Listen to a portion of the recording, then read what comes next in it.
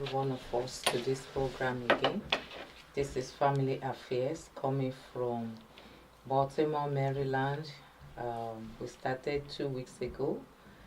We are still testing our facility to make sure that everything is in order. So I want to encourage our friends and our relatives not to be angry with us, but just to bear it that we are still working on the studio. So today we want to continue with the program and to let our friends and family know what we need to do to keep our family moving, what we need to do to keep us moving. So please join us every Wednesday to help one another, to encourage one another, to advise one another. So today I want us to continue with our topic of what we need to do to keep our home safe and secured. To keep our home safe and secure. And what I want to talk about today is that we need to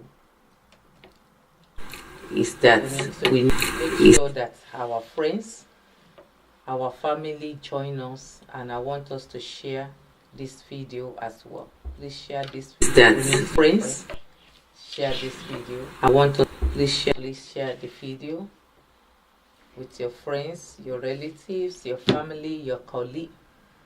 Last 2 weeks we talked about forgiveness, and I said it over and over that the only way any marriage can really stand and stabilize and endure to the end is to have the heart of forgiveness.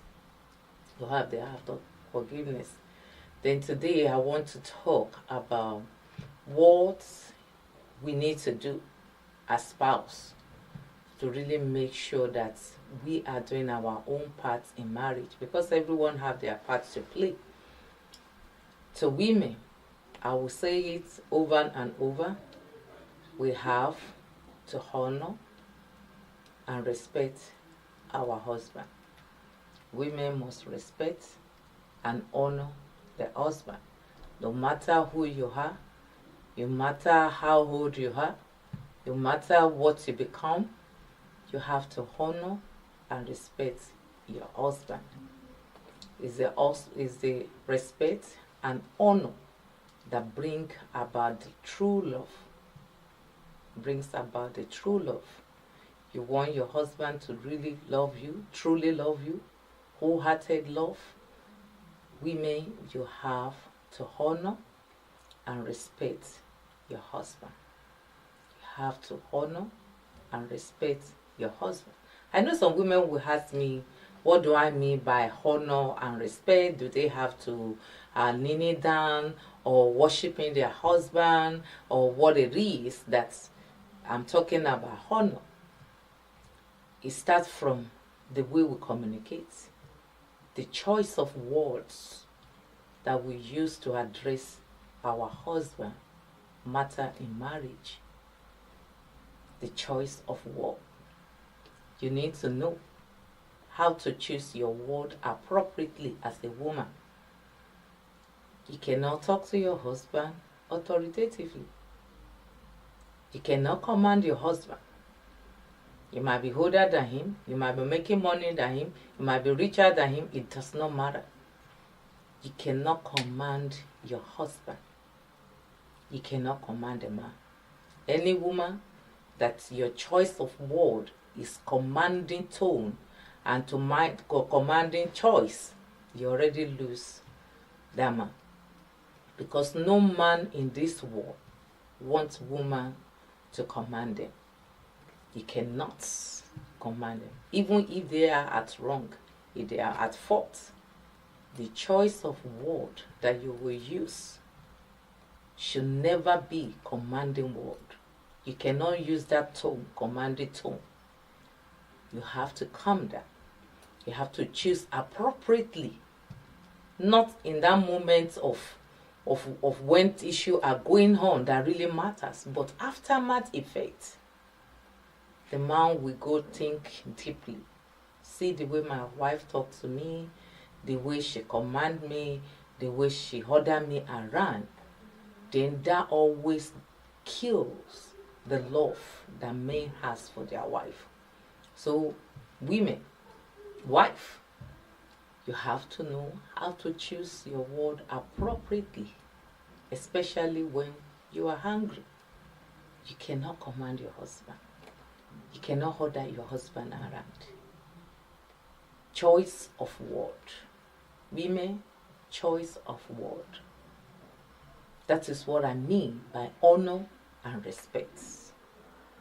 Honor and respect. Because if you ask every man in this world, you ask them, what do you want from your wife? They will say, let my wife or just respect me. It took me time to understand what men mean by respect. I was thinking maybe to be following them are looking for. The respect is to know how to talk, to know how to communicate, to know how to present your case, to know how to present your mind to your husband. That is what is really matter. So, women, you are hearing me today. Your choice of your word is why your husband is not listening. You know, hearing is different from listening. A lot of men heard you, but they are not listening to you. They heard you, but they are not listening to you.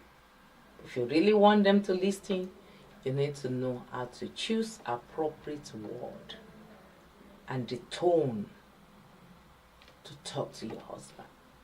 So today, this is where I'm going to stop. I know a lot of people have questions. I know a lot of people have comments. You can comment under the Facebook or on the YouTube. You can comment there. So next week, by God's grace, we are going to continue on that topic, our choice of word as a woman. I know I'm coming to the side of men. You know, I always take it one at a time. And we have to start from the roots, which is the women.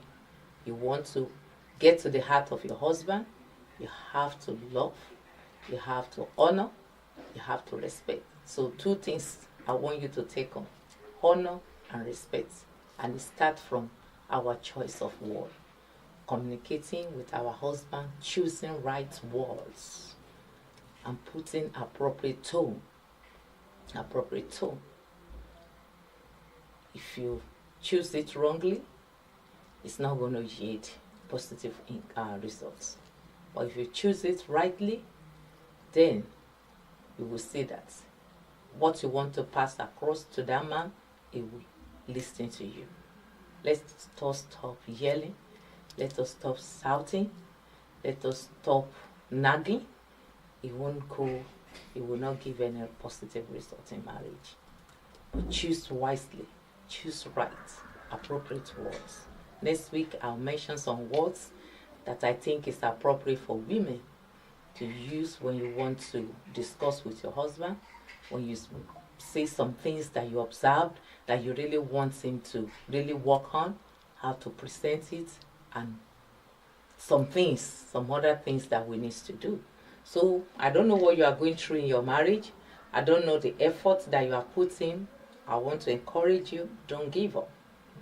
Don't give up. Let the change come from us first. Let change come from us. If you are the man that you are observing things and you want change, let that change come from you. The same thing with women. Let that change be from you. Start from you. If you change yourself, it's easy to change your spouse. And I pray that God will keep our homes together. Our children will bring us good reports. As you are waiting for the fruit of the womb, I pray that God will answer you. He answered Anna. He answered Sarah. He answered the women that we have known that are waiting for a long time. He will answer you. Your waiting period is over in the name of Jesus. Do not give up. Do not separate. Do not go for divorce. Second marriage is never the best option. Go and ask them that married twice. They will tell you they made error. God help us. See you next week. This is your lovely daughter, Reverend Dr. Temitayo Owolabi. I see you next week. God bless you. Bye.